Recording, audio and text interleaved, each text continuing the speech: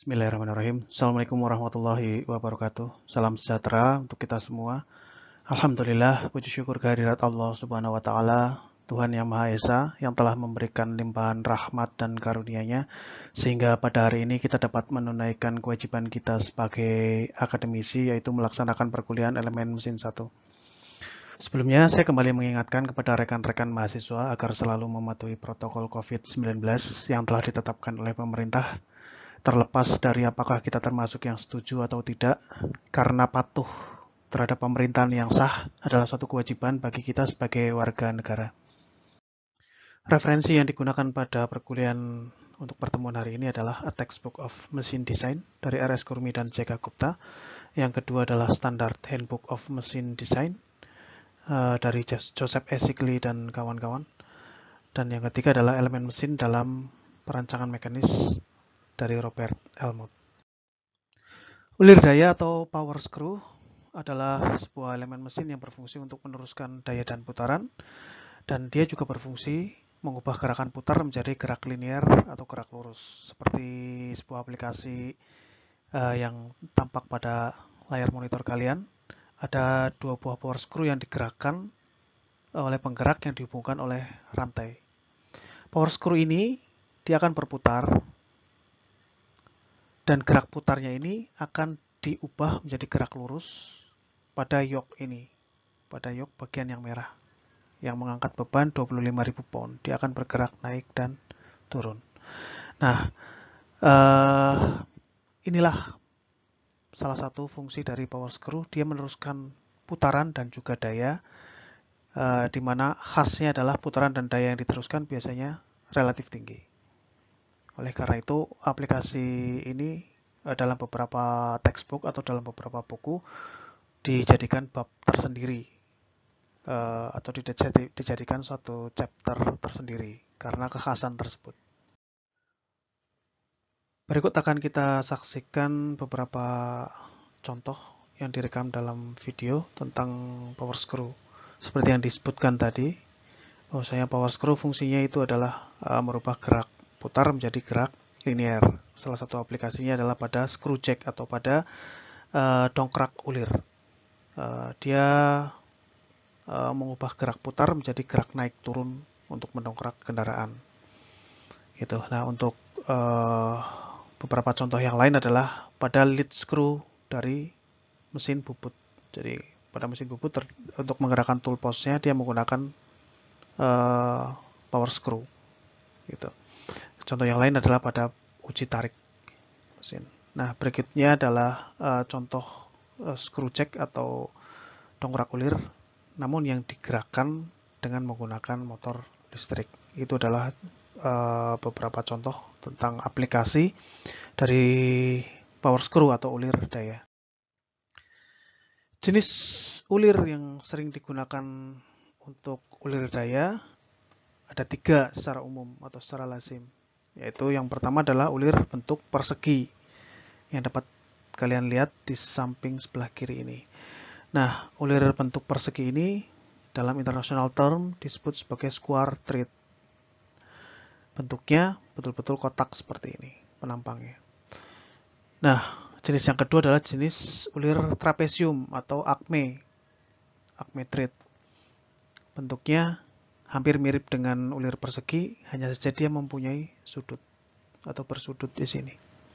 Dan yang ketiga adalah bentuk ulir gergaji atau buttress thread.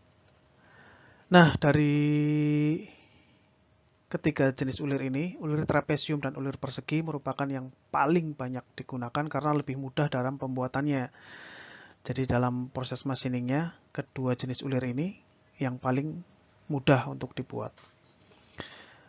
Sedangkan ulir bentuk gergaji ini jarang dipakai karena agak lebih susah dibuatnya, namun dia mempunyai efisiensi yang paling tinggi karena dia hanya membutuhkan torsi yang lebih kecil untuk menggerakkan beban untuk bergerak sepanjang ulirnya. Nah, ulir gergaji ini spesifikasinya dia digunakan jika arah perpindahan benda yang diharapkan itu hanya satu arah, entah itu ke kanan saja atau ke kiri saja. Itu adalah jenis-jenis dari ulir daya. Dari jenis ulir yang ditampilkan tadi, berikut adalah beberapa cuplikan tabel. Contohnya adalah dimensi untuk ulir acme. Jadi saya tampilkan tabel di sini. Di sini terdapat 4 spesifikasi dari tabel untuk ulir acme. Yang pertama adalah diameter mayor. Kalau di sini dinotasikan dengan huruf D, tapi tidak selalu kaku hurufnya D. Yang kedua adalah diameter minor atau core diameter yang dituliskan dalam notasi DC. Dan yang ketiga, di kolom ketiga ini adalah pitch atau P. P dalam huruf kecil ya. Nah, yang keempat adalah area of core atau AC. Jenis atau spesifikasi ulir yang selanjutnya adalah ulir persegi. Ulir persegi nanti ada 3 jenis, jenis yang halus, normal, dan juga kasar. Ini adalah salah satu contoh dimensi ulir persegi halus. Di sini ada beberapa notasi. Yang pertama itu adalah diameter nominal. Diameter nominal ini sama dengan diameter mayor sebenarnya, atau major diameter. Di sini notasinya D, hanya saja pada beberapa rumus di belakang nanti kita akan berbeda menggunakan istilahnya bukan D, namun DO untuk major diameter. Nah, ada juga di sini ada 2 diameter, yaitu untuk bolt dan untuk nut-nya. Jadi untuk bolt-nya atau untuk istilahnya kalian berarti untuk jenis male-nya atau jantannya, maka notasinya dengan menggunakan huruf kecil. Sedangkan jenis perempuannya atau female-nya dia menggunakan notasi D yang besar. Yang ketiga itu adalah minor diameter atau DC, dan yang kolom keempat itu ada pitch, dan seterusnya. Kalian bisa lihat di sini. Nah, nanti dimensi ulir secara lengkap nanti dapat dilihat pada lampiran yang saya upload di e-learning di sini. Tabel selanjutnya adalah tabel ulir persegi, masih di ulir persegi namun yang jenisnya normal. Kalau tadi kan jenisnya fine atau halus, jadi jika diinginkan perpindahan yang smooth atau pergerakan yang smooth, maka kalian boleh memilih yang halus. Jika diinginkan gerakan yang biasa saja, maka kalian boleh pilih jenis ulir persegi yang normal. Dan jika kalian ingin pergerakan yang cepat, langkahnya panjang, cepat, maka kalian boleh pilih jenis yang kasar. Nah, untuk yang jenis yang ini juga secara lengkap nanti dapat dilihat pada lampiran. Tabel yang terakhir adalah tabel dimensi ulir persegi yang jenis kasar. Kolomnya atau notasinya sama. Yang membedakan hanya ada pada ukurannya. Jika nominal diameternya sama, nanti yang akan membedakan antara halus, kasar, dan normal itu ada di pitch-nya. Nah, untuk yang lebih lengkapnya, dimensi ulir yang selengkapnya nanti dapat dilihat pada lampiran yang saya cantumkan di e-learning di sini. Sebelum kita masuk ke pembahasan tentang perancangan dan perhitungan, maka kita perlu mengetahui dulu tentang faktor keamanan. Atau beberapa buku menuliskan sebagai safety factor, ada juga yang menuliskan sebagai factor of safety. Faktor keamanan atau safety factor merupakan rasio atau perbandingan antara tegangan, baik itu tarik, geser maupun luluh izin terhadap tegangan yang bekerja. Tegangan tarik, geser maupun luluh yang sudah pernah kita pelajari yang dapat diperoleh dari uji tarik ya. Salah satunya dari uji tarik. Menurut R.S. Kurmi, besarnya faktor keamanan itu ada 2 rumus yang bisa digunakan. Rumus yang pertama itu factor of safety atau FS sama dengan sigma Y dibagi dengan sigma, di mana rumus ini digunakan jika jenis materialnya adalah jenis material yang daktil atau material yang ulet. Kenapa material yang ulet? Karena di sini melibatkan sigma Y. Sigma Y ini adalah tegangan luluh, di mana yang mempunyai batas tegangan luluh ke bawah itu kan daerah elastis. Yang mempunyai sifat elastis salah satunya adalah material yang daktil. Jadi untuk material yang sifatnya tidak daktil berarti tidak bisa menggunakan ini karena tidak jelas daerah yield strength-nya.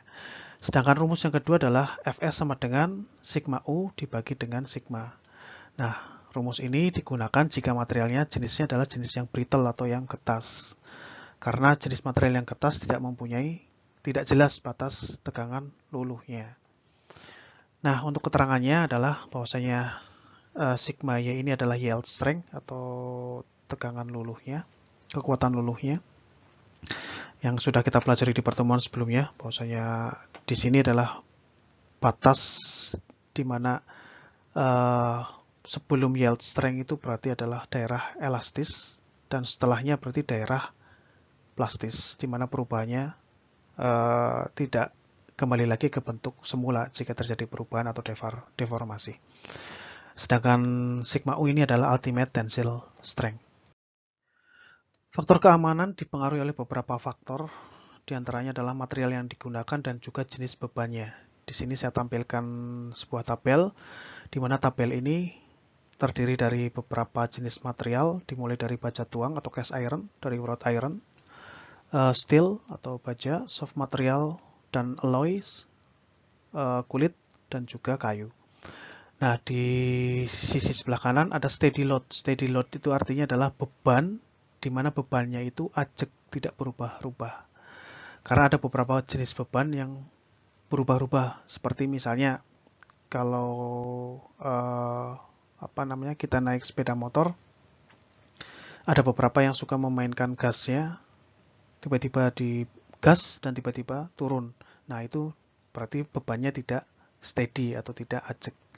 Dan jenis beban yang selanjutnya adalah live load atau jenis bebannya berubah-ubah. Jadi kadang ada, kadang enggak, kadang ada, kadang enggak. Dan jenis yang ketiga, yang terakhir ini adalah yang paling besar, yaitu shock load. Jadi kalau ada beban kejut seperti yang saya contohkan di sebelumnya. Jadi jika ada beban yang diberikan secara mengejut dan tiba-tiba ya. Mengejut itu kan tiba-tiba ya. Jadi jika beban yang diberikan adalah beban tiba-tiba. Nah, di sini ada nilainya. Silahkan kalian bisa pilih jika misalnya jenisnya adalah baja. Berarti kalau untuk beban yang steady, kalian bisa ambil factor of safety-nya 4. Jika beban yang diberikan adalah beban yang berubah-ubah, maka kalian bisa memberikan factor of safety-nya 8. Dan jika ternyata ada beban kejut, maka kalian bisa pilih antara angka 12 sampai 16. Silahkan pilih yang mana. Baik, sekarang kita memasuki ke perancangan ulir daya. Subbab pokok pembahasannya adalah tentang perhitungan skru. Langkah yang pertama untuk perhitungan skru adalah menentukan diameter, di mana menurut RS Kurmi dengan mempertimbangkan faktor of safety, besarnya gaya tarik atau tekan yang terjadi di sini untuk menentukan diameter, itu dapat diwakili dengan rumus W sama dengan sigma Y dibagi Fs dikalikan Pi per 4 kali dc kuadrat. Nah, dari rumus ini, jika kita balik, kita ingin mencari dc-nya, maka dc sama dengan 4W kali Fs dibagi dengan Pi dikalikan dengan sigma Y, kemudian di akar. Nah, di sini langkah pertama untuk menentukan diameter atau core diameter atau DC adalah menggunakan sigma Y atau tegangan luluh dibagi dengan faktor of safety atau yield strength dibagi dengan faktor of safety atau Fs. Kenapa yang kita tentukan berdasarkan kok di sini mempertimbangkan safety factor berdasarkan gaya tarik atau gaya tekan? Karena jika kita lihat di sini, jika lever atau batang ini diputar, maka jika di sini ada beban untuk menekan, misalnya anggaplah ini sebuah alat untuk press gitu ya, untuk menekan, maka si ulir ini akan bergerak ke bawah dan menekan. Besar tekanannya adalah dengan gaya W. Nah, dengan adanya ditekan seperti ini, maka si ulir ini, atau batang berulir ini, atau power screw ini, maka dia akan mengalami sebuah tegangan. Nah, tegangan ini adalah tegangan tekan. Kalau jika ditekan adalah tegangan yang terjadi adalah tegangan tekan, namun jika ditarik, tegangan yang terjadi adalah tegangan tarik. Nah, untuk keterangan rumus ini, DC ini adalah merupakan diameter core. Diameter yang paling kecil ini ya. Ini adalah DC. Dan kemudian W itu adalah gaya atau beban dari arah aksial. Dari arah aksial. Arah aksial adalah arah yang searah dengan sumbunya, sumbu porosnya. Nah, ini sumbu porosnya dan gayanya adalah searah dengan sumbu porosnya. Sedangkan notasi yang selanjutnya adalah Fs. Fs di sini adalah merupakan safety factor atau factor of safety. Dan sigmanya ini adalah yield strength dari material yang digunakan. Nah, yield strength-nya kalian bisa dapat dari mana? Yield strength bisa kalian dapatkan dari spesifikasi dari material yang digunakan. Jadi bisa kalian dapatkan, kalian bisa browsing misalnya mild steel yang digunakan, berarti kalian bisa cari yield strength dari mild steel itu berapa. Baik, langkah yang kedua adalah menghitung torsi yang dibutuhkan untuk memutarkan skru. Jadi menurut RS Kurmi, torsi yang diperlukan untuk memutarkan skru itu dapat dihitung dengan rumus T1 sama dengan W kali DC per 2 dikalikan tangan alfa plus tangan V dibagi dengan 1 min tangan alfa kali tangan V. Nah, tangan alfa itu bisa dicari dengan rumus tangan alfa sama dengan P atau pitch dibagi Pi kali D. Nah, D di sini adalah diameter rata-rata. Diameter rata-rata dari diameter luar ditambah diameter yang paling kecil atau diameter major ditambahkan dengan diameter minor dibagi dengan 2. Ini adalah D-nya. Nah, sedangkan untuk tangan tangan V ini adalah merupakan mu atau merupakan gesekan atau koefisien gesek.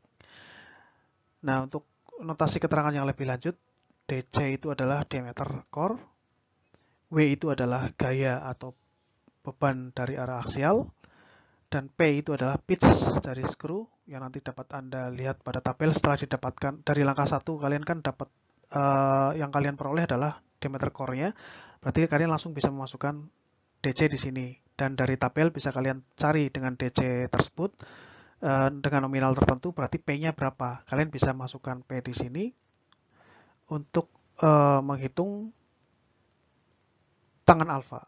Gitu. Jadi ketika ini sudah ketemu, DO dan DC-nya sudah ketemu, maka D-nya ketemu, dan ketika D-nya ketemu nanti kalian bisa hitung tangan alfa, karena pitch-nya juga sudah diketahui. Ketika tangan alfa sudah diketahui, berarti kalian bisa langsung masukkan ke sini. Gitu ya. Sedangkan mu itu adalah koefisien gesek. Itu tadi yang saya sampaikan, tangan alfa ini sama dengan mu. Mu itu adalah koefisien gesek antara skru dan nut. Dan koefisien gesek ini nilainya dapat kalian ambil dari tabel. Misalnya untuk material high grade material atau material dengan kualitas yang baik dan dikerjakan dengan baik, maka kalian bisa mengambil koefisien geseknya 0,10 sampai 0,14. Di sini ada tulisan starting dan running. Jadi kalau kalian ingat di fisika itu ada koefisien gesek statis dan koefisien gesek dinamis. Yang koefisien gesek statis itu pasti jauh lebih besar dibanding dengan koefisien gesek dinamis atau kinematis. Nah, jenis yang kedua adalah untuk jika materialnya itu material biasa ya, rata-rata dan dikerjakan dengan biasa, tidak ada perlakuan apapun juga, maka koefisien geseknya dapat diambil antara 0,13 sampai 0,18. Kalian ambil yang paling besar juga nggak ada masalah, itu lebih aman. Dan yang ketiga, jika materialnya kualitasnya sangat jelek dan dikerjakan dengan sangat jelek dan gerakan dari power screw-nya juga sangat lambat, maka starting-nya antara 0,21 sampai antara 0,15 sampai 0,21. Silakan kalian pilih yang mana. Yang paling besar juga tidak ada masalah. Nah, ini adalah langkah yang kedua, yaitu menghitung torsi untuk memutarkan skru. Jadi begitu ini sudah diketahui, maka kalian langsung bisa masukkan tangan alfa hasilnya berapa, langsung kalian masukkan di sini. Sedangkan tangan V itu adalah diganti dengan mu, kalian bisa masukkan ke sini, dan nanti T1 ini bisa langsung dihitung dan diketahui angkanya. Langkah yang ketiga adalah langkah menghitung tegangan pada skrunya. Jadi pada skrunya ini ya. Kan ada skru, ada nut itu berarti pasangannya skru ini.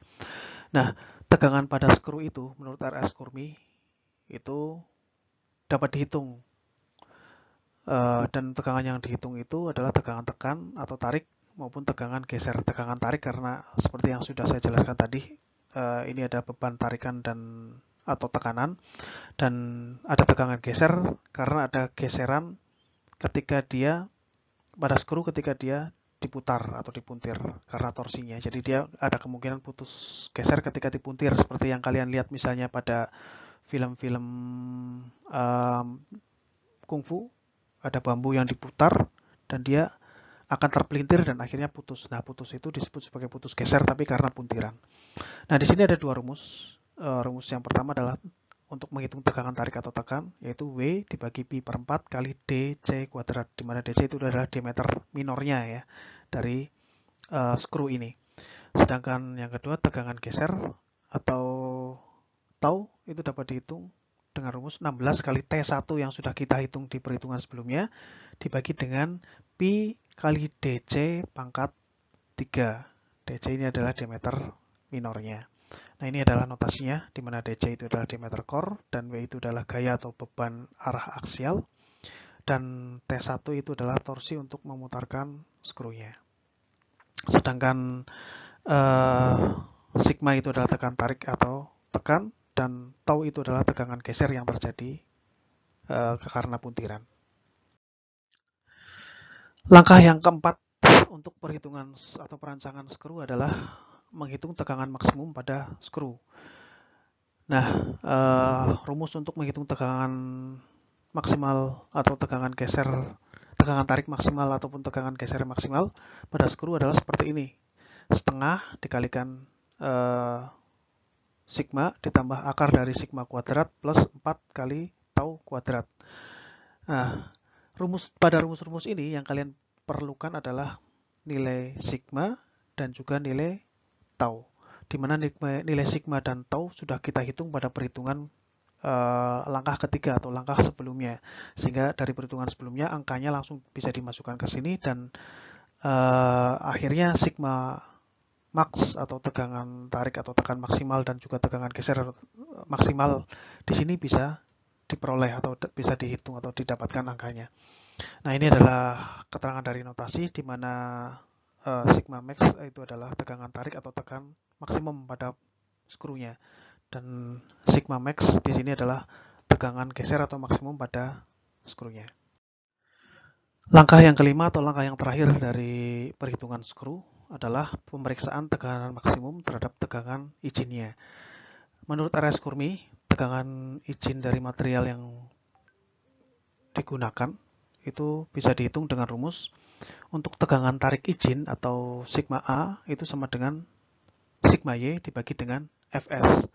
Sedangkan untuk tegangan geser izin atau tau A itu sama dengan tau Y dibagi Fs, di mana tau Y atau yield strength-nya ya, itu besarnya adalah 0,577 dikalikan dengan sigma Y. Ini menurut Joseph Shigley dan kawan-kawan dalam bukunya Standard Handbook of Machine Design.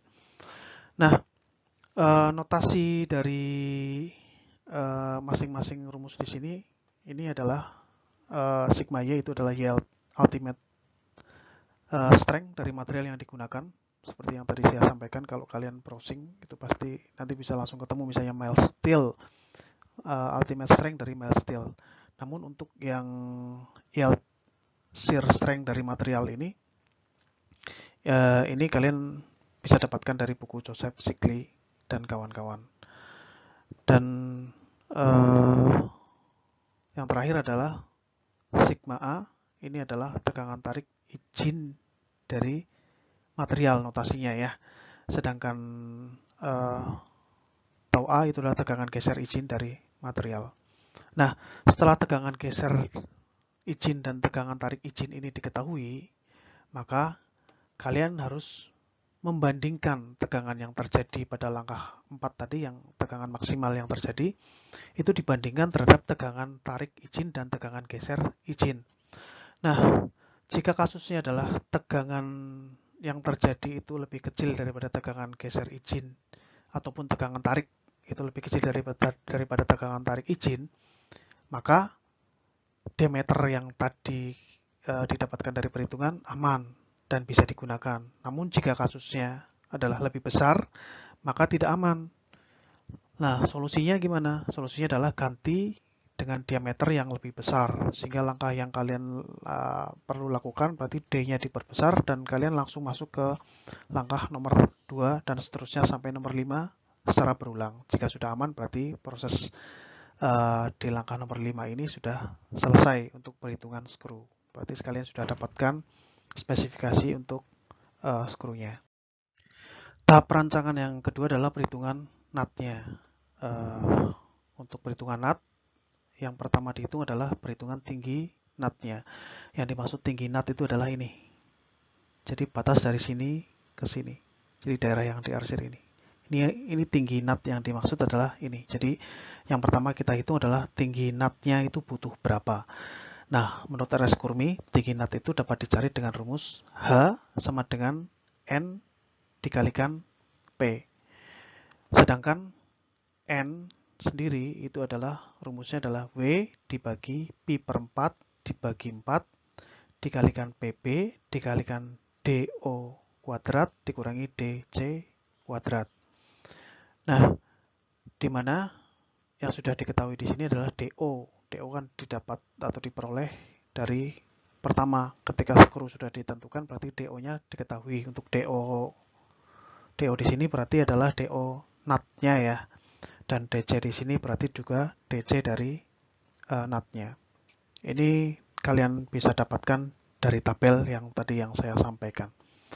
Di mana DO itu adalah diameter mayornya, DC itu adalah diameter minornya, dan N ini adalah jumlah ulir skru yang berpasangan dengan nut. Ingat, jumlah ulir skru yang berpasangan dengan nut-nya.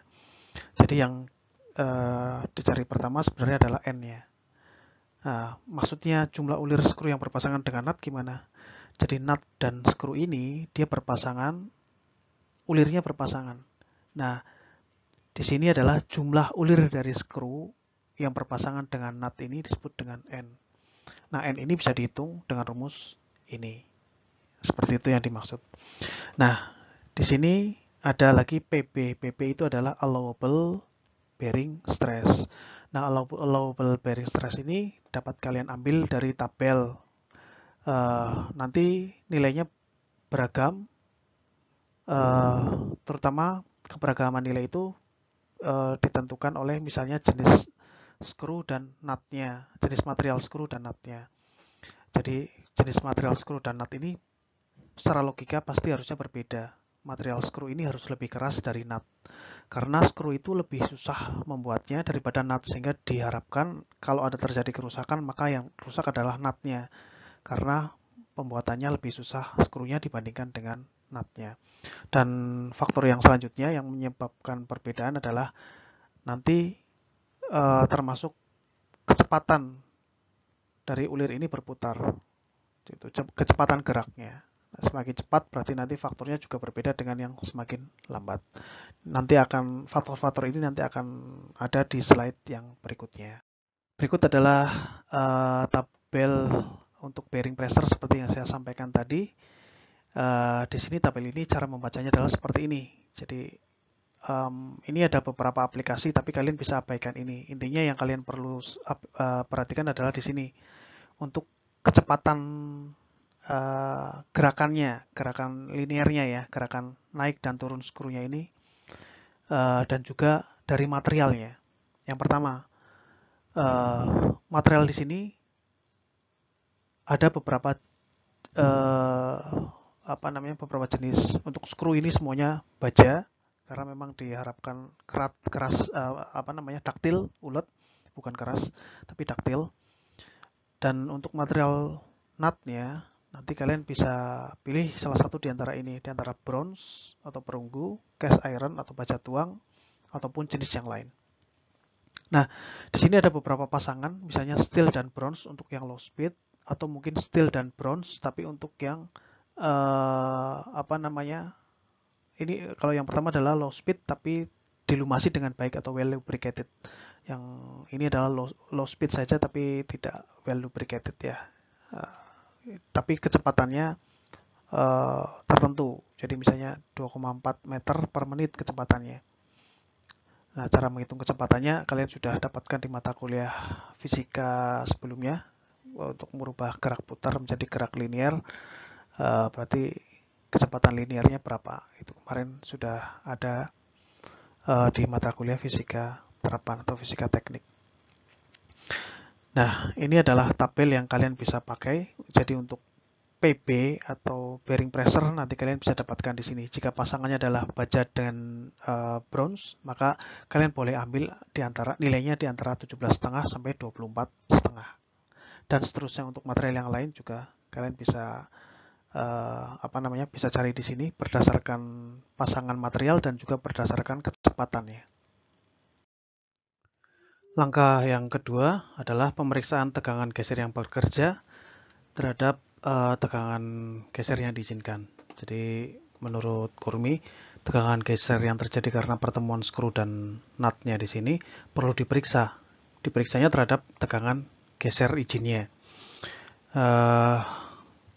Tegangan geser dari skru, atau kalau di sini dinotasikan atau disimbolkan dengan tau skru, itu sama dengan W dibagi Pi kali N kali DC dikalikan T, di mana besarnya T itu sama dengan pitch dibagi 2 atau setengah dari pitch.